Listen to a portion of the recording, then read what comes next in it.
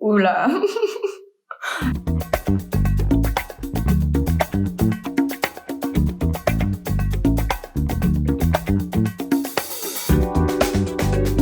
Moi, c'est Clara, j'ai 24 ans, je suis jeune réalisatrice en documentaire. J'ai été diplômée il y a 1 an et depuis, je commence à travailler sur mes propres projets. J'ai commencé par un DUT en communication. Donc, j'ai réalisé ce DUT pendant 2 ans et à la suite de ces études, j'ai rejoint une licence au Canada qui était en fait une licence qui me permettait d'avoir des cours à la fois de communication et à la fois de cinéma. Donc, c'est comme ça que j'ai pu rejoindre plutôt le cinéma à la suite de mes études de communication, voilà, avec quand même un parcours qui reste un minimum sensé et logique, quoi. Quand on est jeune réalisateur ou réalisatrice de documentaire, on ne dépend pas forcément d'une entreprise. C'est-à-dire qu'on va mettre en place un projet et à la suite de ça, en fait, on va aller chercher un producteur. Et donc, c'est vraiment le producteur qui va ensuite nous guider dans notre projet, nous accompagner dans la recherche de financement, vraiment accompagner le projet pour qu'en fait, le projet puisse prendre vie. Mais on n'est pas dans une stabilité, une logique d'être salarié d'une entreprise. Pas du tout. En général, en tant que jeune réalisateur, on est très souvent indépendant, donc soit auto-entrepreneur, soit intermittent du spectacle, mais on ne dépend pas d'une entreprise véritablement.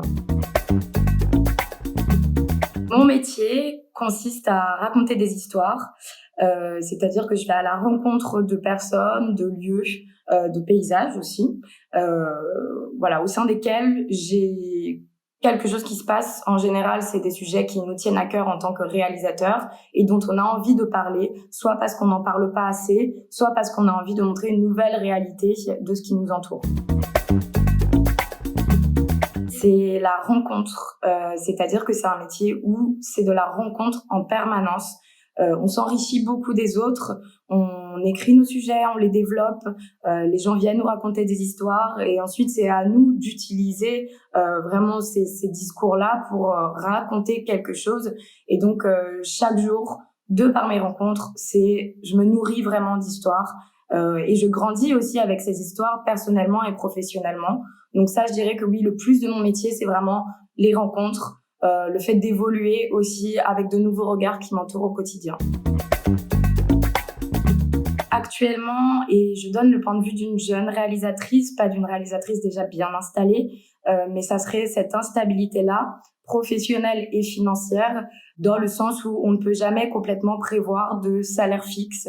C'est pour ça que je conseillerais d'avoir un métier à côté qui nous permette d'avoir ce salaire fixe chaque mois et donc de pouvoir continuer à créer en toute sécurité.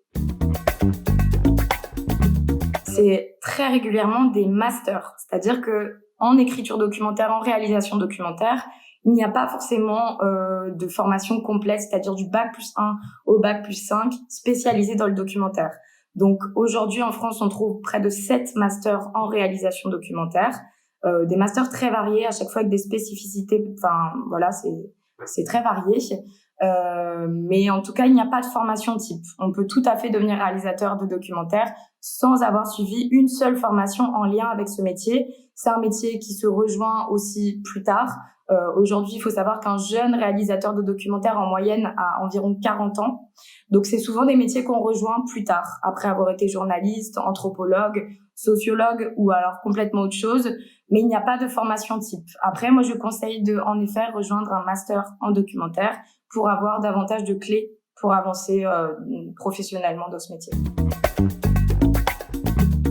Alors, si j'ai un conseil à donner très important, c'est d'être bien au courant de la réalité professionnelle.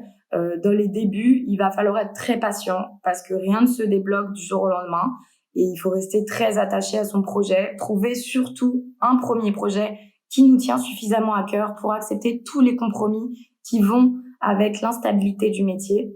Donc, je dirais, voilà, trouver un projet qui nous tient vraiment à cœur, être patient, avoir conscience que ça se débloquera avec de la persévérance, on peut y arriver.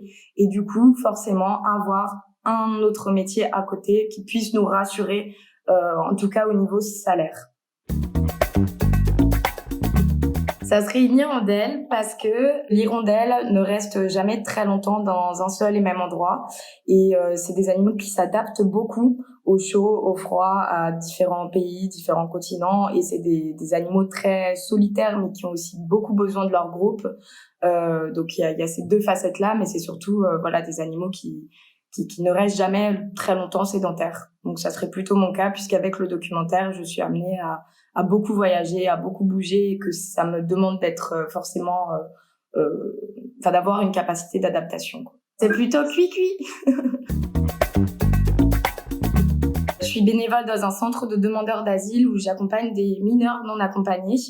Et actuellement, je travaille sur le fait de développer toute la production du futur album de musique de l'un de ces jeunes. Donc ça, c'est un premier projet. Et en parallèle, je suis aussi en train de monter une association sur Marseille qui accompagne professionnellement de jeunes réalisateurs qui n'ont pas du tout le réseau ou les clés ou la confiance pour faire avancer leur projet. Et donc voilà, cette association-là, je la développe avec 3 personnes. Et c'est pour sortir un petit peu de cette notion de c'est Paris ou rien professionnellement, pouvoir accompagner un jeune réalisateur qui souhaite rester à Marseille, ne pas aller à Paris, et pour autant avoir quand même un réseau qui puisse se construire et des clés pour avancer.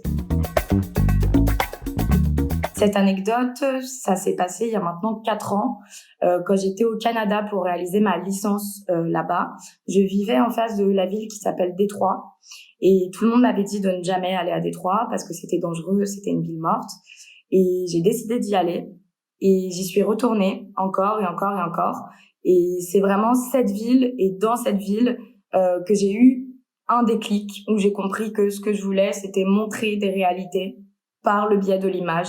Et ça a été un vrai déclic, la découverte de cette ville pour continuer mes études dans le cinéma et dans le documentaire.